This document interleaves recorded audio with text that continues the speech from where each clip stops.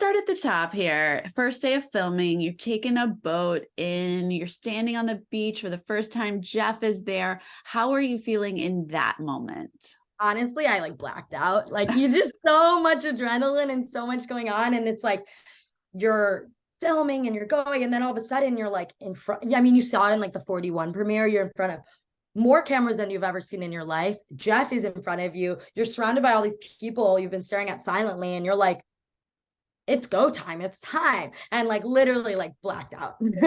That first immunity challenge, you started chatting with Matthew, asking about the journey. What was your strategy there? Did you even know that Lauren had gone or who on his tribe had gone? Yeah, so yeah, and like it was definitely a non-factor. Like I knew Lauren went. Like Matt Okay. came back and pretty much told us everything. He shared with us that Matthew had been hurt, like that Mm. I was expecting him to show up in a sling, so I thought that was interesting because he took it off.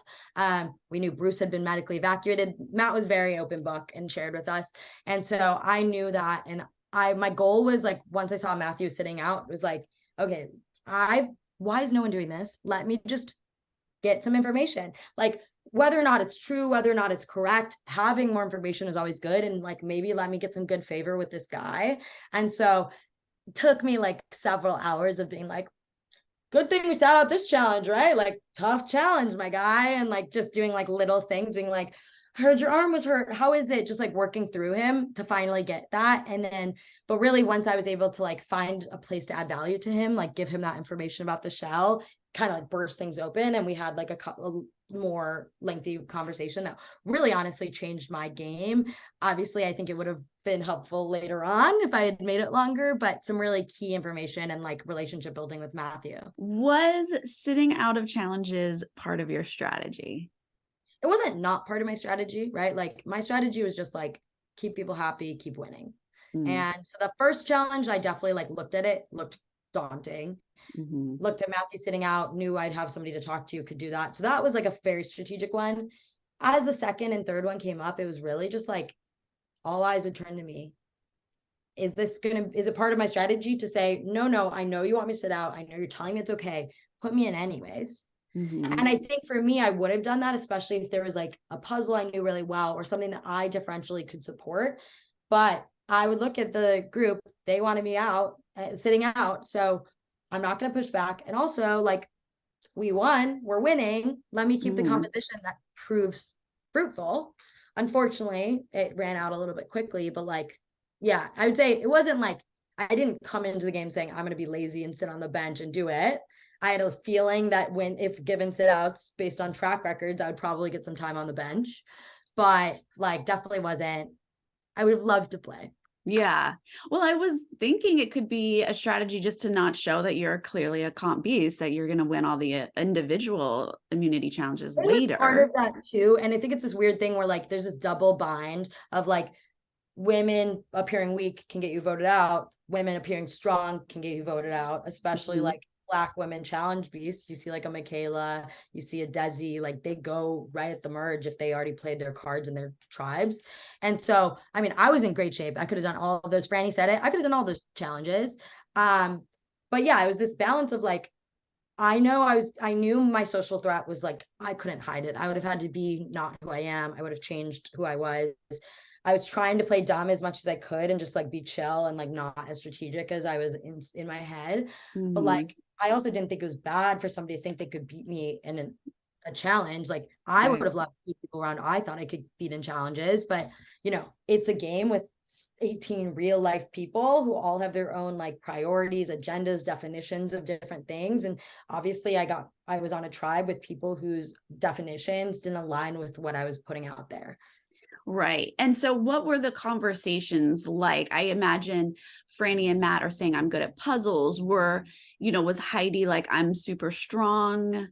Yeah, Heidi really didn't want to sit out. Like she was made a point of it, would like get frustrated. Like she didn't get to play in that first like reward challenge, and she was frustrated about that. Even like she didn't throw the Mm. ring.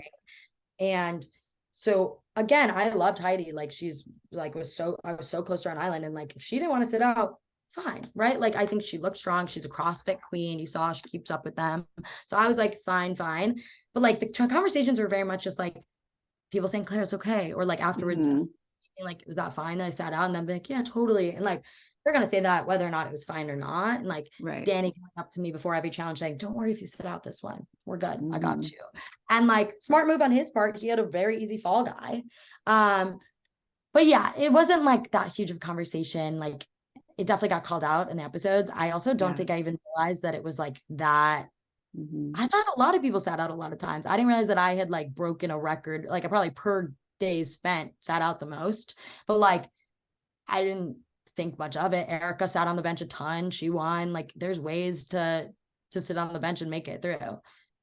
So looking back, does it feel like Danny set you up, or there was, like you said, a I fall don't think guy? Danny set me up. I don't think I candidly like I think it was a factor that they could say tribe strength. I think Mhm. Heidi might have believed tribe strength, but that was not the reason Danny was targeting Mhm. me. Like, or it was one of the reasons, but there are other reasons. I think it was pretty clear. Maybe, right? Like he's thinking he's moving. I think it's nice to have like somebody to do that, but I think, had we lost the second immunity challenge, I don't think I go home in that shake. Like it was Mhm. not until something like kind of fundamentally shifted on day like 6-ish, 5-ish, I'd say 6, where like then Danny was really gunning for me. And I thought I had established relationships and bonds with enough people. You saw people not wanting to vote me out, but still doing it. Like, I feel like I had just gotten close enough, but obviously didn't do a good enough job of proving my like strategic, social, emotional worth to people like Heidi to like really put their foot down.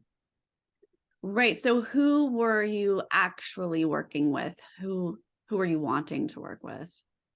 I wanted to work with Franny and Matt, but obviously like knew that Matt didn't have a vote. So like on a tribe of 6, like we'd be 2 people. And so like I was really trying to keep my options open. Like that was the people I wanted to work with like at merge or like going there.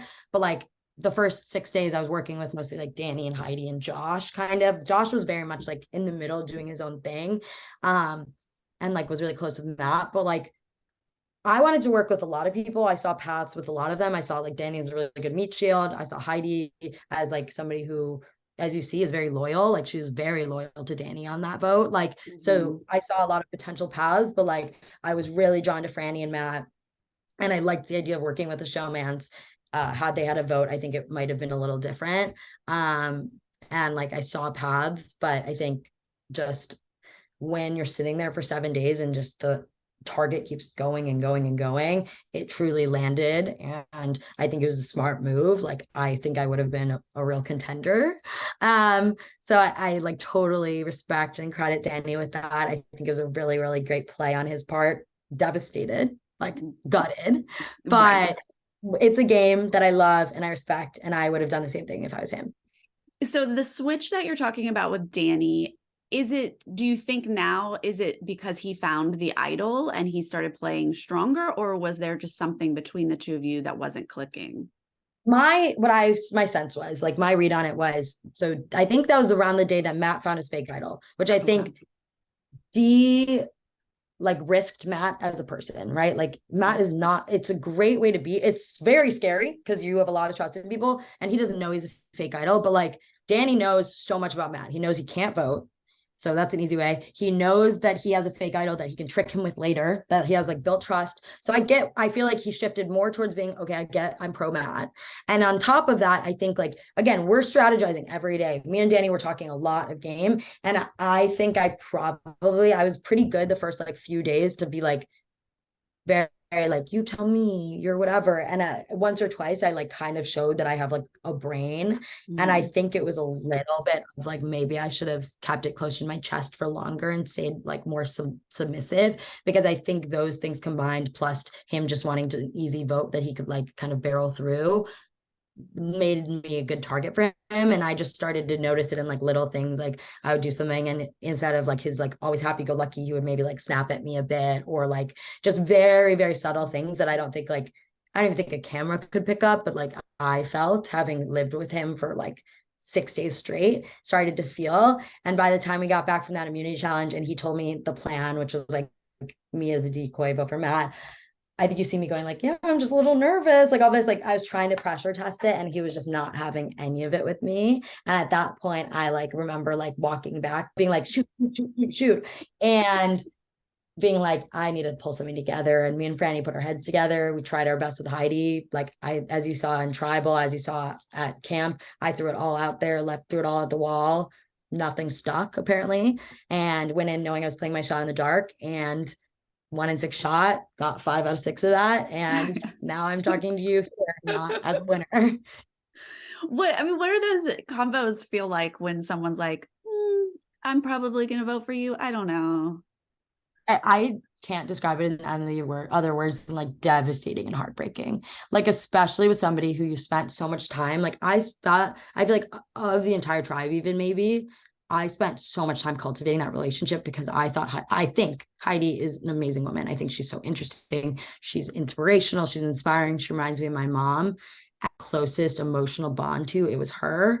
And so to have somebody that you feel like I had convinced Franny, like, no, she's worth working with. I was like so pro Heidi. And to have somebody who I thought like cared about me as a person and like saw her daughters in me, like would want her daughters to succeed, to be sitting there with my life in her hands, telling me she's not sure if I'm worth upsetting Danny, makes you really question, like, were the bonds real? Was the experience real? Did it mean anything to them? Right. And then you go to Ponderosa and you have to think through that. Man, I'm going to cry.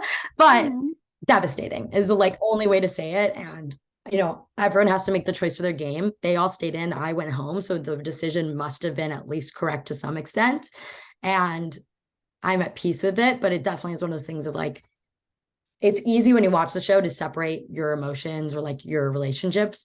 But these are the people you're working together with, you're living with. They're all here for the dream that you have. And like, sometimes people have to get voted out. And I was the one. And it definitely broke my heart. Like I had more to give, but that was kind of the way it shook out.